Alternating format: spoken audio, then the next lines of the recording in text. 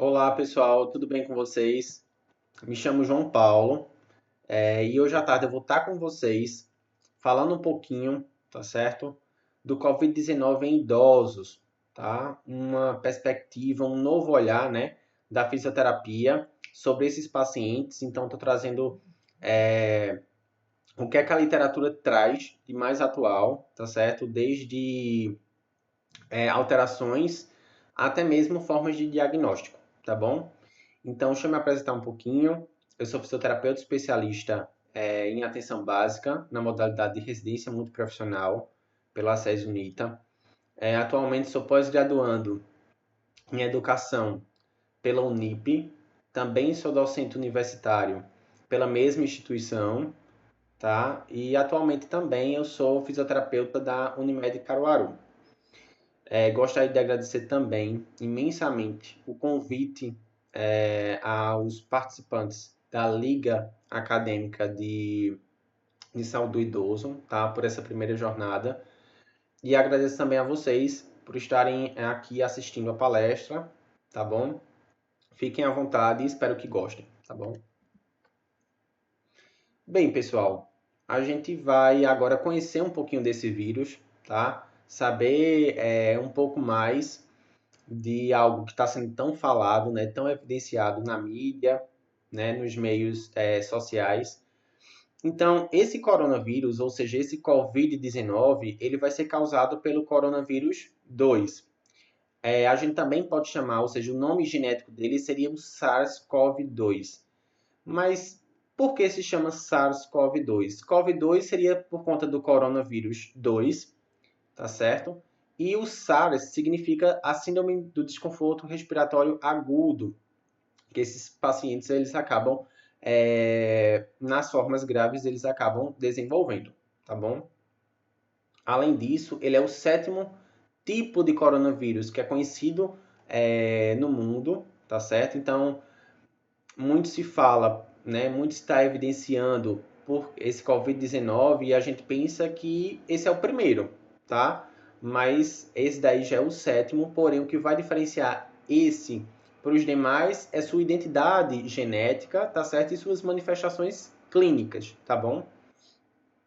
Acredita-se também que esse tipo, né, de coronavírus ele tenha se originado através do morcego. Mas por que do morcego? Porque fizeram, tá, uma identificação genética, tá, um estudo genético comparando esse tipo de coronavírus com animais e tudo mais, e foi observado que ele tem uma grande compatibilidade genética com o morcego, tá? Então foi observado que de 89 a 96% de identidade nucleotídea, a gente está falando, quando a gente fala de identidade nucleotídea, a gente está falando de DNA e RNA, tá certo? Então, de 89 a 96% desse animal, tá? Então, é algo que muitas vezes acaba passando, né, despercebido, mas que acaba tendo uma grande relevância no mundo científico, tá bom? Então, o surto, ele começou na China, né? Os primeiros casos, ele começou na China, mas ele se tornou pandêmico, né? Ou seja, a nível mundial, no final de março, tá bom? O tempo médio de incubação desse coronavírus, ele geralmente é em torno de 4 a 5 dias. Quando a gente fala de período de incubação, a gente está falando do seguinte, que aquele indivíduo ele já contraiu aquele vírus, tá? Porém, ainda não teve manifestação de sintomas. Então, por isso que a gente chama de período de incubação. Por quê? Porque o paciente ele nem sabe que contraiu o vírus, tá bom? Então, o início dos sintomas geralmente é em torno de 11 dias e meio, tá? Então, esses indivíduos, eles acabam tendo algum tipo de manifestação clínica, né? Ou seja, febre, um cansaço, né? Uma mialgia, a partir desse tempo de início de sintomas, tá bom? Os sintomas que são mais frequentes seriam a febre e a tosse seca, tá? E os sintomas menos comuns seriam a rinorreia e os sintomas gastrointestinais. Mas o que seria essa rinorreia? Né? Rinorreia seria a famosa coriza, tá? Ou seja, aquela secreção nasal, tá? Muitas vezes quando a gente está resfriado. Então, o coronavírus ele acaba tendo uma similaridade muito forte com a síndrome gripal, tá? Pelas suas manifestações clínicas, né? Pela febre, pela tosse, né? Pela moleza, tá? Pela indisposição que esse indivíduo sente, muitas vezes a inapetência, né? Aquela dificuldade para estar se alimentando. Então, tudo isso acaba sendo muito parecido com os sintomas gripais, tá bom? Aqui a gente vai dar realmente aquele start, né, no Covid-19. Aqui eu coloquei essa imagem mostrando como é que esse Covid-19, né, ele acaba se adentrando no corpo do indivíduo, tá? Então, os meios de contato eu já vou falar, né, mais na frente, mas aqui essa imagem é só para ilustrar mesmo como é a ativação desse Covid-19, tá? Então, aqui a gente começa a ver, tá, o Covid-19, ok, o vírus, e nesse vírus a gente tem essas proteínas, né, que são proteínas de membrana, que a gente chama, tá? E essas proteínas de membrana, a gente chama de proteína spike, que é a proteína do coronavírus, tá? Então, essa proteína spike, ela vai ter uma grande afinidade, tá? Ou seja, ela vai ter um acoplamento bem específico na enzima conversora de angiotensina, que fica a nível pulmonar, tá? Então, quando a gente para pensar, é por isso que o COVID-19 ele tem tanta afinidade com o pulmão, tá certo? Por quê? Porque ele tem uma grande ligação, essa proteína spike, na verdade, desculpa, ela tem uma grande afinidade, tá certo? Com essa enzima conversora de angiotensina, tá? E principalmente a angiotensina 2, tá? Que a angiotensina 2 também é produzida a nível pulmonar, tá certo? Faz parte daquele sistema renina, angiotensina, aldosterona, né? A gente falando um pouquinho mais da fisiologia. Então, essa proteína spike ela acaba se acoplando nessa enzima, tá certo? E aí é desencadeado todo o processo de ativação do COVID-19, tá bom? Então, aqui, como eu já tinha falado para vocês, tá? Essa proteína spike ela vai ter essa grande afinidade a nível pulmonar, tá? Principalmente pela angiotensina 2 e também pelas células alveolares tipo 2. Essas células alveolares tipo 2 vão ser elas que vão formar o surfactante pulmonar, tá? E que vão diminuir essa tensão superficial no pulmão, tá bom? E também tem uma grande afinidade com o tecido cardíaco. Então, é por isso que muitos indivíduos que acabam desenvolvendo o COVID-19, eles acabam tendo quadros, por exemplo, de miocardite, que seriam inflamações da parede cardíaca, tá certo? Ou alterações, por exemplo, de coagulação, tá certo? De cascata de coagulação. Então, isso é muito comum nesses pacientes. Porém, os sintomas, o tecido que é mais atingido é a nível pulmonar, tá? Então, é por isso que muitos desses pacientes acabam culminando, por exemplo, na dispneia, que é esse cansaço, né, nas atividades laborativas, por exemplo. Muitas vezes eles acabam tendo alteração de oxigenação, né? Então acaba tendo essa dificuldade de troca gasosa, que a gente chama, tá? Então esse indivíduo ele acaba captando menos oxigênio do que o normal, porque tem todo um processo inflamatório nesse tecido pulmonar, certo? E esse processo inflamatório ele não acaba somente atingindo o tecido pulmonar, tá? Ele acaba também tendo a perspectiva de se disseminar para o corpo inteiro, tá bom? Aqui, tá? Quais seriam as formas de contágio? As formas de contágio que a gente conhece são três, tá? Que são as mais comuns, que é por via respiratória, por exemplo, por gotículas, né? De saliva, né? Muitas vezes o indivíduo que está com Covid muitas vezes nem sabe e acaba tossindo perto de outra pessoa, tá bom? Então, essa outra pessoa acaba inalando essas partículas, né? Entrando por via aérea superior, tá?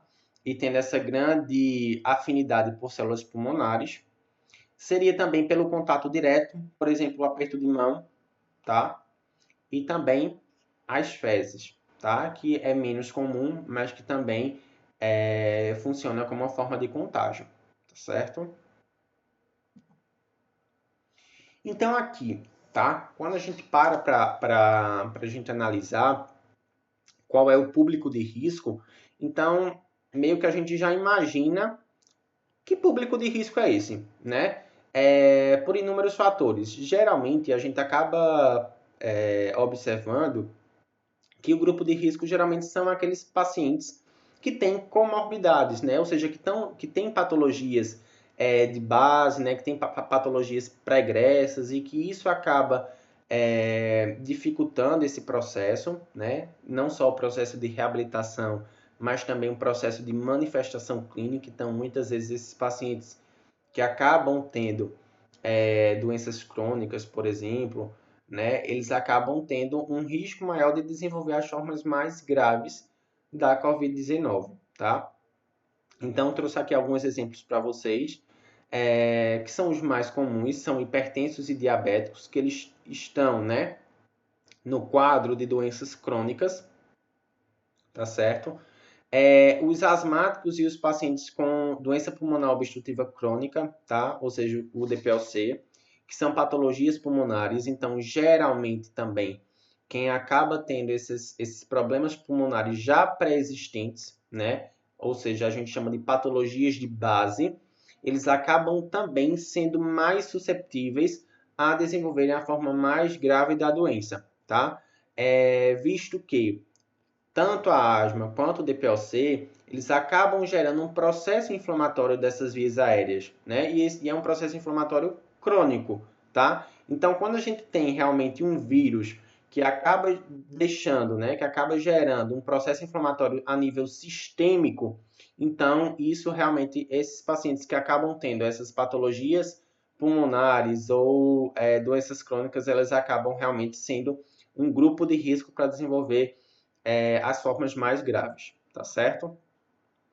Pacientes oncológicos. Aqui eu trouxe os pacientes oncológicos, mas também teria também o HIV, tá? Então, pacientes portadores de HIV, que são imunossuprimidos, tá bom? Ou seja, que têm a imunidade mais baixa, tá? Ou seja, esses pacientes, eles acabam sendo muito mais suscetíveis a terem, por exemplo, alterações de imunidade, né? Ou seja, qualquer tipo de patologia, por exemplo, desde a mais simples, ou seja, uma síndrome gripal, pode acabar causando prejuízos maiores para esses pacientes.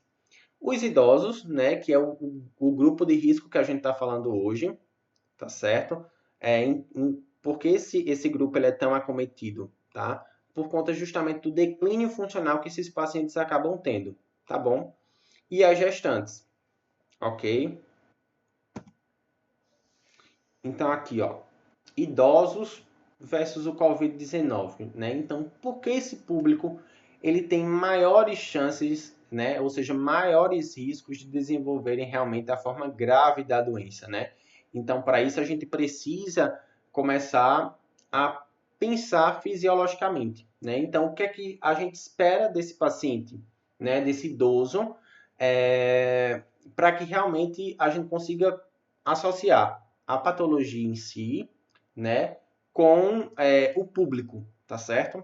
Então, para isso, a gente precisa revisar um pouquinho da fisiologia, tá bom? Vamos lá. Então, aqui, ó, quais são realmente essas alterações esperadas no envelhecimento, né? Ou seja, nesse público idoso, tá? Seria a redução progressiva do número de neurônios, tá certo? Ou seja, ao longo do tempo vai se tendo morte neuronal, tá? Por quê?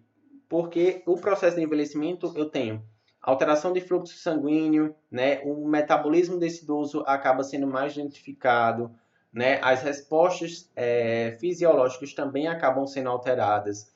A captação de oxigênio, né?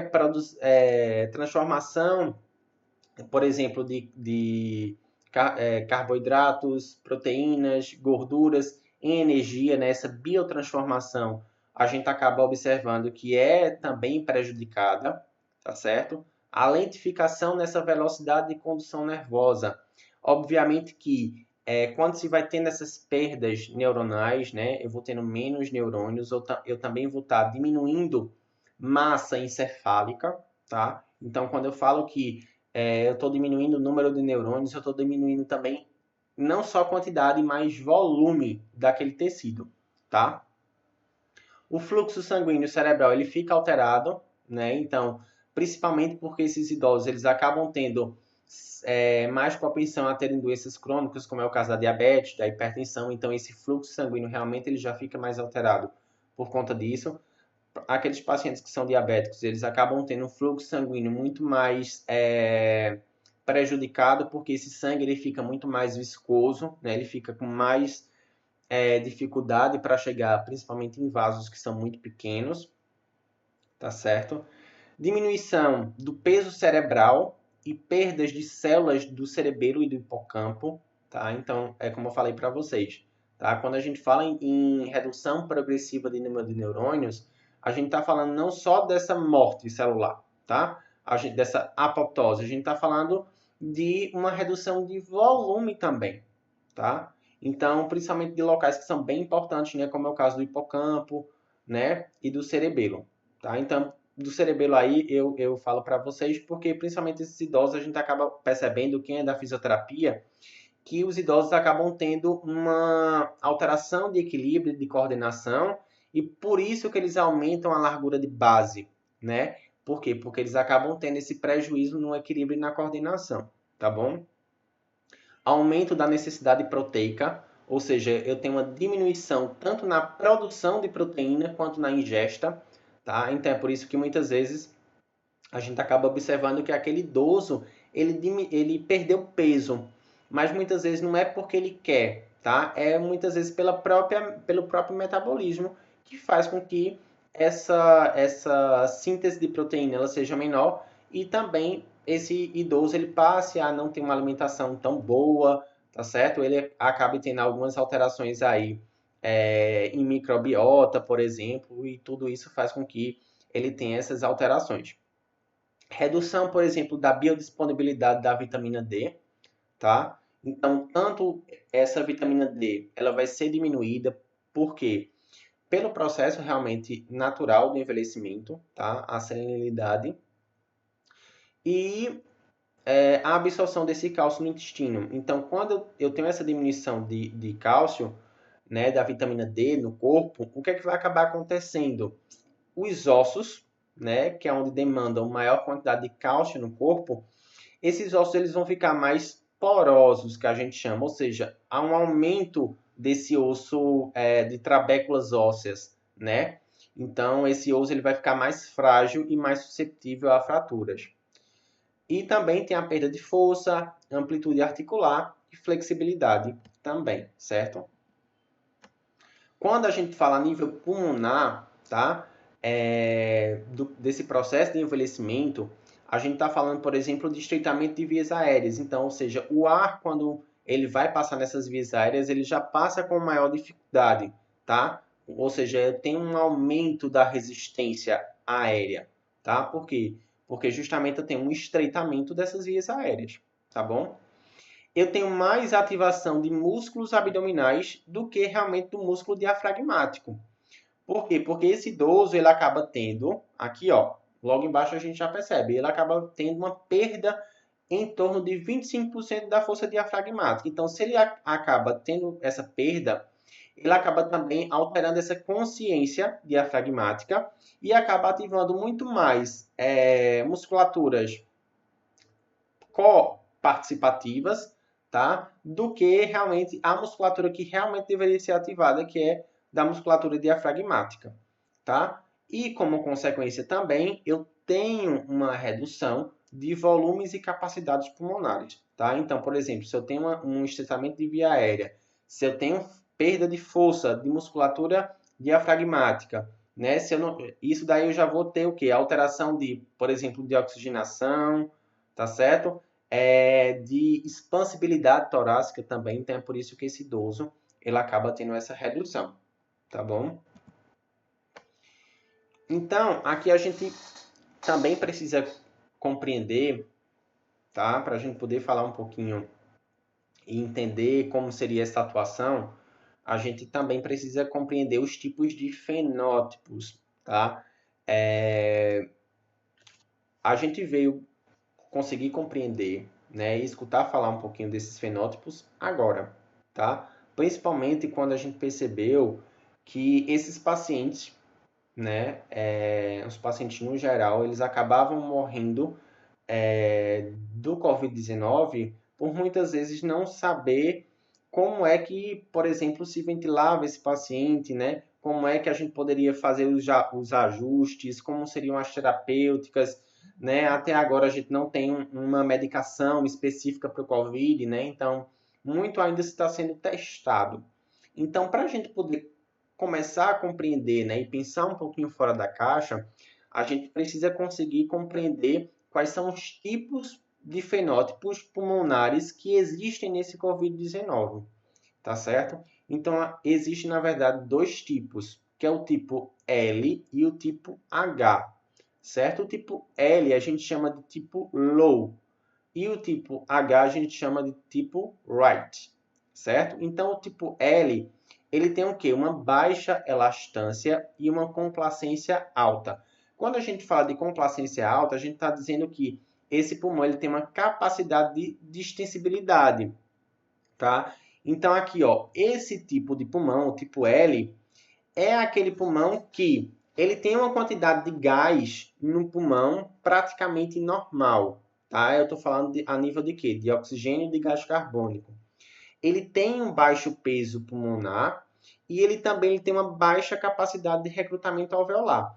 Então, muitas vezes a gente escuta sempre falar que nos pacientes de Covid-19 que estão em terapias, em unidade de terapia intensiva, eles precisam de pressões muito altas, eles precisam fazer recrutamento alveolar o tempo todo, tá? Então, será que realmente, se esse paciente, por exemplo, for do tipo L, do tipo low, será que realmente eu vou estar precisando colocar muita pressão nesse pulmão? Ou será que se eu colocar muita pressão nesse pulmão do tipo L, eu vou ter, por exemplo, uma lesão pulmonar, tá? Então, isso é o mais provável, ok? Por quê? Porque aí ele não está tendo alteração de troca gasosa, né, tão forte. Por quê? Porque a quantidade de gás está praticamente normal, né? Ele tem uma complacência alta, né? Então é por isso que ele não lida bem com esse recrutamento alveolar. Quando a gente fala de recrutamento alveolar, a gente está falando de áreas que elas estão, por exemplo, atelectasiadas, elas não conseguem ventilar bem e a gente acaba melhorando, né, redistribuindo o fluxo de ar para aquelas áreas que estão atelectasiadas, né, que estão mais murchinhas, quando os alvéolos eles estão mais, né, diminuídos. A gente diz que tem ali uma atelectasia. Então, quando a gente acaba, quando esse recrutamento alveolar está, né, é baixo, por quê? Porque provavelmente esse tipo de pulmão é o tipo L, ou seja, não vai adiantar, né, o fisioterapeuta está colocando pressões muito altas de PIP, ou pressões expiratórias, ou pressões de picos muito altas, tá? Por quê? Porque esse indivíduo, ele acaba tendo uma complacência praticamente normal, tá certo? E ele acaba também tendo uma troca gasosa muito mais efetiva do que o do tipo H, tá bom? Já o do tipo H é o inverso, ok? Ele tem uma alta elastância e ele tem uma complacência baixa, ou seja, ele tem uma capacidade de distensibilidade pequena, tá? Ele tem um alto peso pulmonar e ele tem um alto índice de recrutabilidade alveolar. Por quê?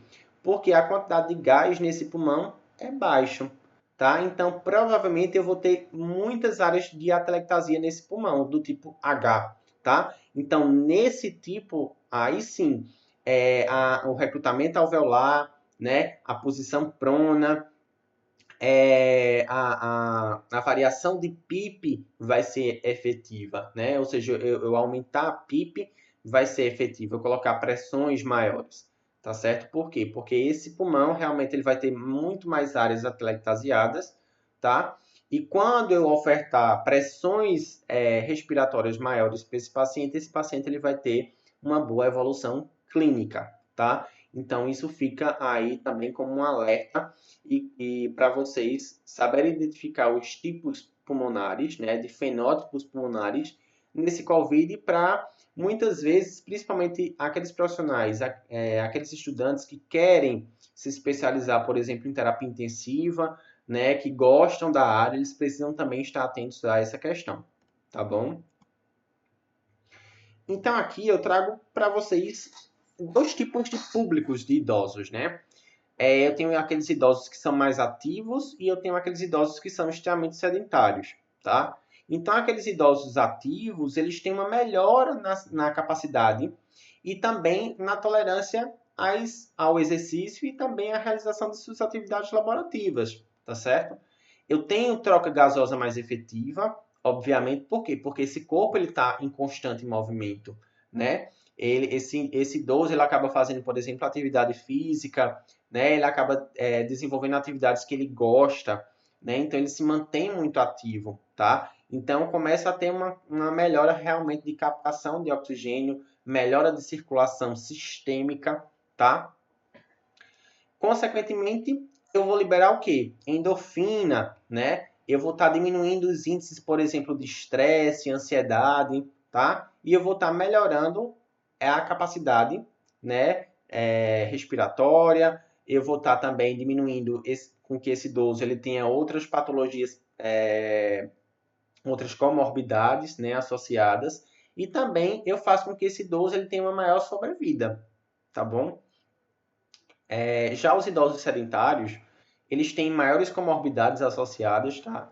Então, por exemplo, é aquele idoso que não se cuida, é aquele idoso que não faz nenhum tipo de atividade física, que tem perdas funcionais muito mais evidentes, tá? Porque essas comorbidades, elas acabam falando mais alto.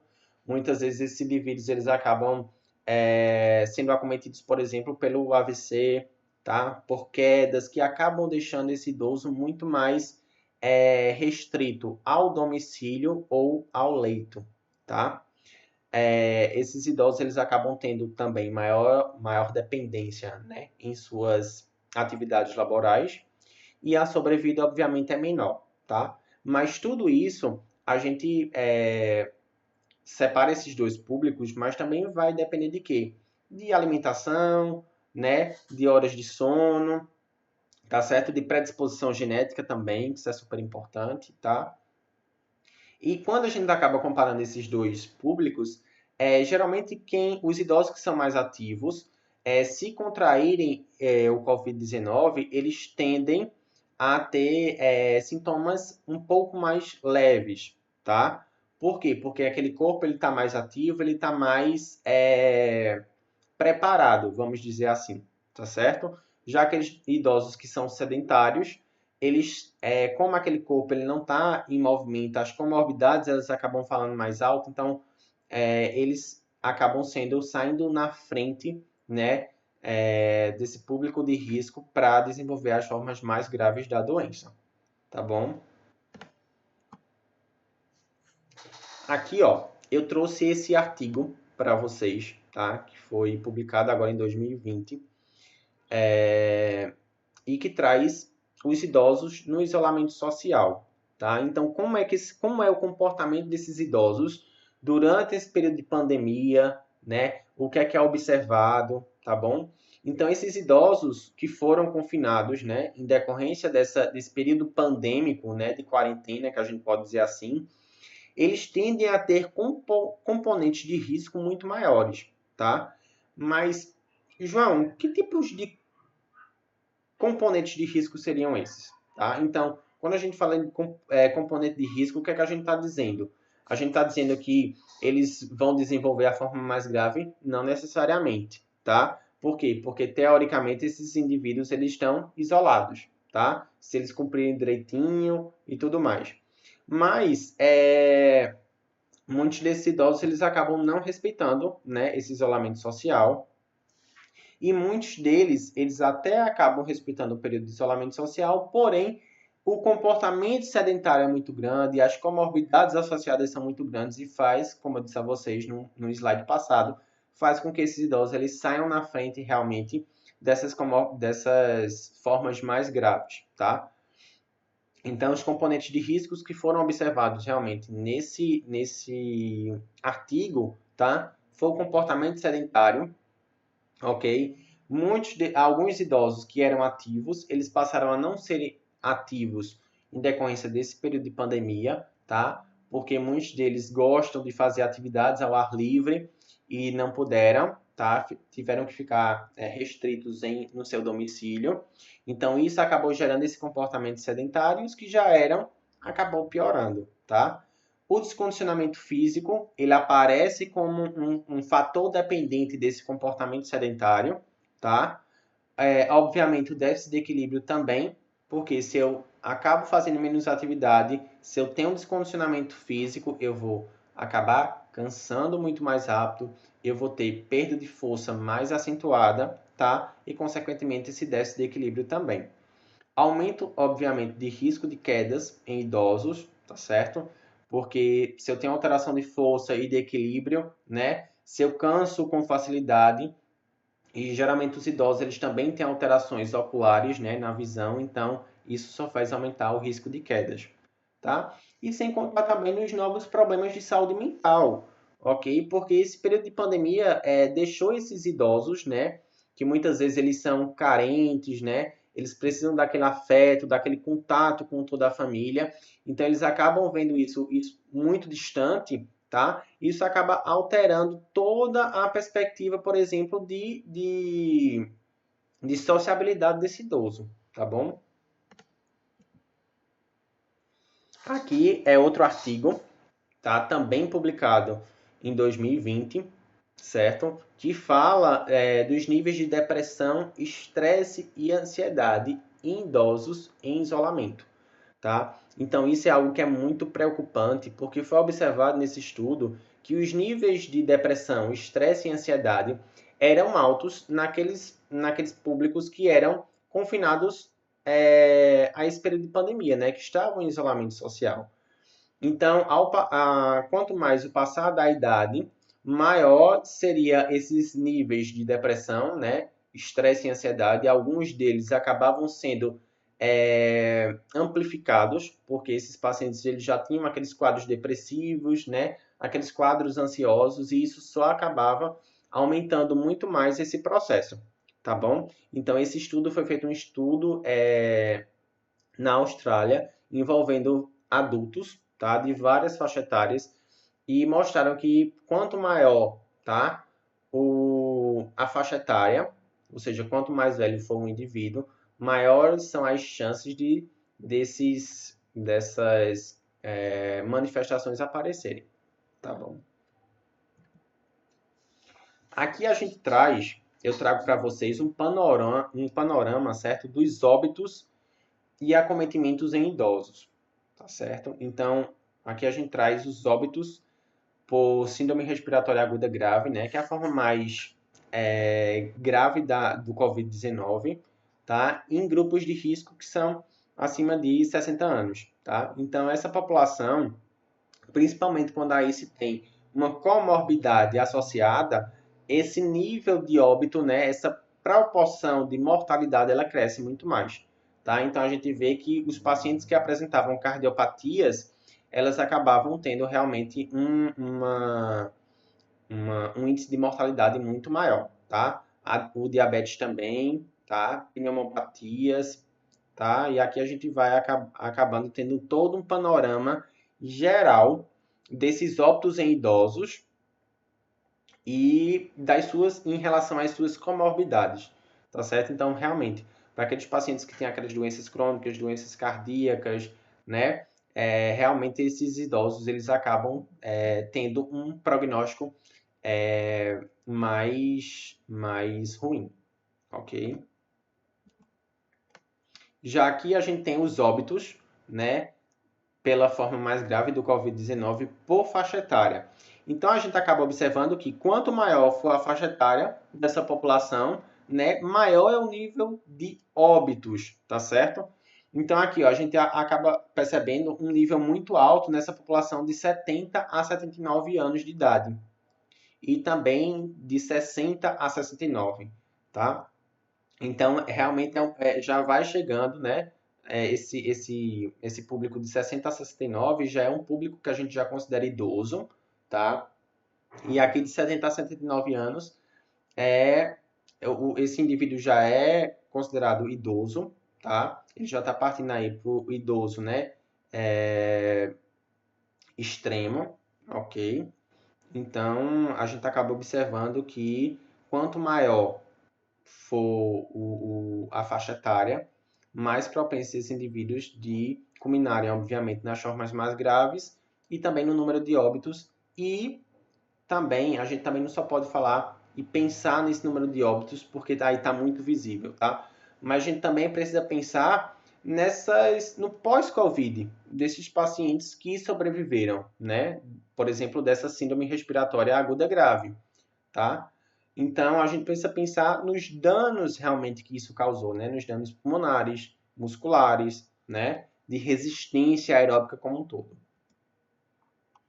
Aqui, quando a gente fala realmente, né, dessas sequelas, desse Covid-19, a gente está falando de sequelas de quê? Física, cognitiva e psicológica, né? Porque aí a gente acaba tendo um tríduo, né? Uma fusão desses três fatores para culminar realmente ou seja, amplificar esses efeitos, né, essas sequelas que foram causadas pelo Covid-19. Ok? Então, essas sequelas, tanto para aqueles pacientes vítimas de Covid-19, tanto das formas mais leves quanto das formas mais graves, né, isso pode variar, tá? Essas sequelas, porque principalmente quem teve a forma mais grave, essas sequelas elas acabam sendo muito maiores, principalmente também naqueles pacientes que foram internados em UTI, tá? Então tem um caráter emocional aí muito forte. Os danos físicos também acabam sendo muito presentes, tá?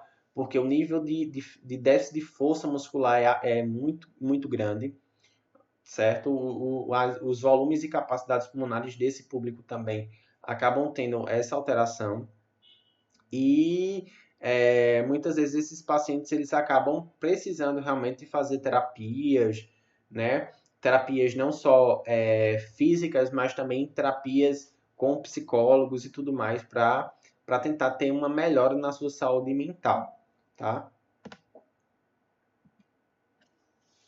Então aqui, ó, a gente acaba chegando num processo que é super importante, o processo de reabilitação desse idoso com Covid, tá? Então, o processo de reabilitação, na verdade, pessoal, ele vai depender muito do tipo de manifestação clínica que esse idoso ele vai apresentar, tá certo? E, por exemplo, das características prévias que esse idoso ele já tinha, tá bom? Então, a gente precisa saber, a gente precisa ponderar. Será que realmente todo indivíduo idoso ele vai precisar fazer fisioterapia, né? Porque ele teve Covid? Então, tudo vai depender realmente do tipo de apresentação clínica que esse idoso ele teve. Aqui, como eu falei para vocês, né? Nem todos os pacientes idosos que contraíram a Covid-19 precisarão realizar reabilitação, tá? Isso dependerá, obviamente, de condições pré-existentes desses indivíduos e também de sua capacidade funcional. Ou seja, é como eu coloquei para vocês nos slides anteriores, aquele idoso ativo daquele idoso sedentário, tá? Então, aquele idoso ativo ele tem muito mais condições de ter uma reabilitação muito mais rápida do que aquele idoso sedentário. Né? Aquele idoso ativo ele tem uma perspectiva de ter sintomas mais leves do que aquele idoso que é mais sedentário. Porém, ainda não se sabe o que é que esse vírus ele realmente causa no corpo. Né? Muitos estudos estão sendo feitos, né, que causam miosite, né, alterações inflamatórias no músculo, causam endocardites, alterações, por exemplo, de coagulação no sangue, cefaleias, N manifestações clínicas. Mas isso tudo também pode variar com a condição clínica já pré-existente daquele indivíduo, tá certo? Aqui no ambiente hospitalar, esse processo ele precisa começar imediatamente, a fim de evitar tantas perdas nesse idoso. Então, quando a gente fala a nível hospitalar, minha gente, a gente fala não só a nível de enfermaria, tá? A gente fala principalmente em terapia intensiva.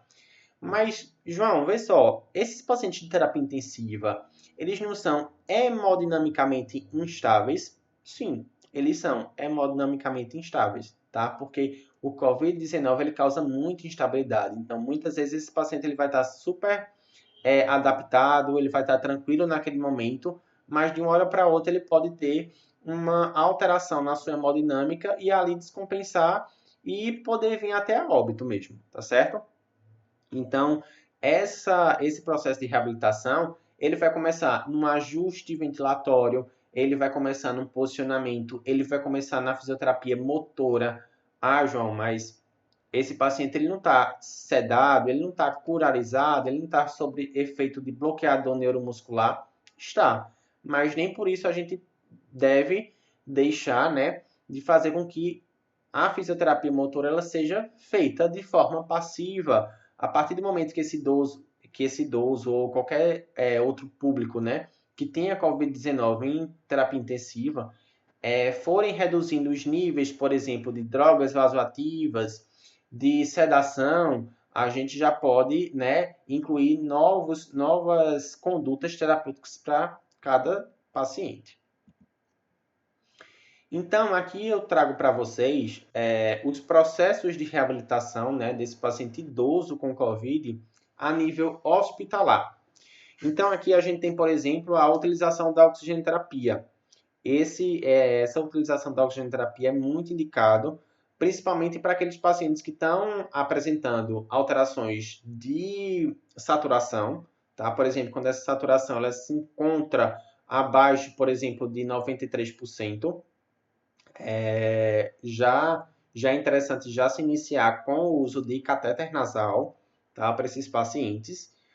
E é muito utilizado, mas essa utilização dessa oxigenoterapia, o filtro ele não deve ser umidificado, tá? Então, quem já pagou aí a parte de respiratória, tá certo? Vai saber mais ou menos o que é que eu estou falando. A posição prona, tá? A posição prona que é justamente quando o paciente ele fica de barriga para baixo. Então, a posição prona ela facilita bastante a questão da distensibilidade pulmonar e também facilita a troca gasosa. Então, é por isso que é muito interessante nesses pacientes, principalmente pacientes, por exemplo, do tipo H, né? Do tipo Wright. Então, esses pacientes que têm uma recrutabilidade alta, então a posição prona para esses pacientes vai ser benéfica, tá bom? Os ajustes da assistência ventilatória mecânica, tá certo? Ou seja, eu ajustar uma pressão, ajustar um PIP, ajustar parâmetros finos da ventilação, é, também é um processo de reabilitação desse indivíduo, tá certo? A ventilação protetora. Então, quando a gente fala de ventilação protetora, a gente está falando de menores danos que a gente pode causar a nível pulmonar. Porque também não vai adiantar eu estar colocando muita pressão, né? Pressão o tempo todo muito forte nesse pulmão, se esse pulmão muitas vezes ele não vai acabar suportando, ok? E a gente pode acabar lesando o paciente e esse paciente ele pode vir até a óbito, tá? Então eu tenho que ter uma ventilação protetora, né? Ou seja, que a gente chama de drive pressure, né? Então eu tenho que ter essa pressão de platô juntamente com o PIP total, né? Elas não podem passar elas têm que ser, na verdade, menor do que 15 centímetros de água. Então, outra questão também seria o recrutamento alveolar, principalmente nesses casos de paciente do tipo H, né, do fenótipo H, que eles têm uma alta recrutabilidade. Uma melhora da dispneia, eu preciso encontrar alternativas, né, para melhorar o desconforto desse paciente, né, seja melhorando o posicionamento, seja ofertando pressão quando esse paciente estiver entubado, tá bom? Obviamente, melhorar as trocas e índice de oxigenação, seja através da utilização de oxigenoterapia, posicionamentos, tá? Os quartos de pressão negativa, eles acabam sendo bastante interessantes para a gente poder estar utilizando, por exemplo, o uso da ventilação não invasiva, a VNI, tá? Porque a gente acaba podendo utilizar esse protocolo sem ter, por exemplo, riscos muito altos de contaminação, né, dos profissionais, porque nesse quarto de pressão negativa eu tenho um vácuo, tá? E faz com que qualquer molécula dissipada, aquele vácuo ele acabe pegando para si. E a própria fisioterapia motora, tá certo? A fisioterapia motora aí entra como uma grande aliada, principalmente nesses pacientes que se encontram tanto internados em enfermarias quanto em terapia intensiva, tá certo? Porque as perdas motoras desses pacientes são bem evidentes. Aqui, a nível de terapia intensiva em si, eu trouxe para vocês algo que não é uma realidade nas nossas unidades de terapia intensiva, mas é uma coisa que está auxiliando bastante, tá? Para saber principalmente se está tendo algum tipo de lesão pulmonar ou de hiperdistensão desse alvéolo, tá? Por muitas vezes a gente está colocando muita pressão nesse pulmão, a gente não tem uma noção se a gente está tendo benefício para aquele pulmão ou não. Que é esse mecanismo que eu coloquei aí para vocês na tela, que é a tomografia elétrica por impedância, tá? Então, vai servir para quê, João?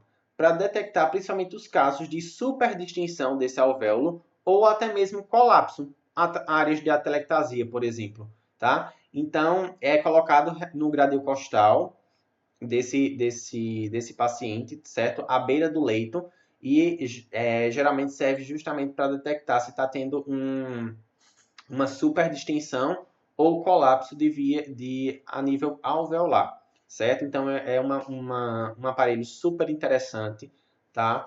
Mas que infelizmente não é a realidade das nossas terapias intensivas pelo alto custo, certo? E também por os profissionais ainda não estarem habituados com esse tipo de recurso, tá? A escolha da PIP, ela deve ser personalizada para esses pacientes, tá? Porque para recrutar mais tecido, tá? E também causar menos dano para o pulmão, tá? Porque, como eu disse a vocês, não adianta a gente estar sempre ofertando muita pressão positiva para esse pulmão desse paciente, se muitas vezes a gente não sabe qual é o fenótipo desse pulmão, se muitas vezes a gente não sabe, ou até mesmo a gente sabe o fenótipo do pulmão, mas a gente não sabe como ter uma ventilação protetora, porque quando a gente vai ajustar, o paciente não fica bem adaptado. Então, o que é que a gente pode estar vendo aí? Então, a ventilação protetora realmente ela serve para causar menos danos e para ter um alto índice de recrutabilidade aí. A nível ambulatorial, né, eu tenho a cinesioterapia como grande aliada, tá certo? A reabilitação cardiovascular, porque geralmente, principalmente em idosos, né, essa reabilitação cardiovascular ela vai ser de suma importância, tá certo? Justamente pelaquela parte, né, da fisiologia respiratória, tá? Que eu vou ter alteração de força diafragmática, eu vou ter estitamento de via aérea, eu vou ter alteração de circulação, né? Vou ter sobrecarga de câmaras cardíacas. Outra questão também seria restabelecer as atividades de vida diária desse idoso, tá? Muitas vezes esse idoso ele era acostumado a desenvolver suas atividades, por exemplo, ir para uma roça, plantar, né, varrer uma casa, fazer comida. E muitas vezes ele se vê numa situação que ele é dependente de outras pessoas para fazer isso para ele, né? Também aí seria a ventilação não invasiva, tá? Geralmente eu estou colocando aí a ventilação não invasiva, muito se tem em consensos, né, de que não se pode utilizar a ventilação não invasiva em pacientes de COVID pelo nível de contaminação, né? Porque gera muito aerosol. Mas aqui eu trago na perspectiva de pós-COVID, tá certo? E as escalas também de percepção de esforço, né? Avaliações de volumes e capacidades pulmonares desse indivíduo para saber quais foram as reais perdas que esse indivíduo ele teve, né? Então isso é super importante nós como fisioterapeutas, né, aplicarmos escalas funcionais com esse indivíduo, né, escalas de Borg, teste de caminhada de 6 minutos e vários outros, tá? A nível domiciliar, sugestões, né, o que mais tem se evidenciado nas literaturas, tá, é o que mais tem se mostrado, seriam, por exemplo, as práticas corporais, né? Porque esse idoso, ele ainda está em processo de quarentena, tá? Então, as práticas corporais, como é o caso da yoga, do Tai Chi Chuan, certo? Da meditação, da dança circular, ok? Então, para esse idoso é muito interessante, tá? Porque mantém esse corpo muito ativo. Os alongamentos, tá certo? Aqui, a telereabilitação, ela veio numa perspectiva realmente de pandemia, tá? Em que está todo mundo isolado e muitas vezes não se sabe alternativas de como reabilitar esse idoso, tá? Então, a telereabilitação, esse artigo também é de 2020, né? Que já foi observado em outros países, por exemplo, países europeus, que incorporaram a telereabilitação em pacientes, né, que tiveram Covid-19 ou que não tiveram Covid-19, mas estão passando por um período de isolamento social, né, em que esse processo de descondicionamento físico é muito evidente. Então, isso acaba sendo muito forte, tá? Então, esse mecanismo de telereabilitação é o idoso em casa e o terapeuta também provavelmente na sua casa, tá? E os dois em videochamada, realizando o quê? Realizando consulta, tá? Realizando, explicando alongamentos, exercícios de força, de forma supervisionada através de videochamada, certo? É uma alternativa que está sendo muito bem aceita em outros países, tá? E eu acho que realmente o Brasil ele precisa incorporar essas novas perspectivas para, principalmente nesse período de isolamento social. E também a gente tem os treinamentos de função, né? Se a gente fala desse idoso que ele tem tantas perdas funcionais, então por que não trabalhar essa função desse idoso, né? Já que a fisioterapia ela trabalha muito, né, desenvolvendo a função desses indivíduos, tá certo? Bom, pessoal, espero que realmente vocês tenham gostado, tá? Da palestra, que vocês tenham visto um pouquinho do que é que mais está sendo utilizado, de como é que é feito esse processo, né, de, de curso da doença, tá? Essas manifestações clínicas, o que é que a gente precisa observar, tá certo? E aqui eu deixo uma mensagem para vocês, tá certo? E meu todo agradecimento, tá? A todos os inscritos na primeira jornada multiprofissional em saúde do idoso, certo? Da Unifavip. Agradeço também ao convite dos ligantes, certo? E eu deixo essa frase para vocês. O mundo te respeitará na exata proporção que você não tiver medo dele. Então, é uma dica, metam a cara, certo? Mostrem para que realmente vocês vieram, tá? E façam realmente a fisioterapia, uma fisioterapia melhor, uma fisioterapia baseada realmente em evidência científica, tá certo? Meu muito obrigado e um grande abraço a todos.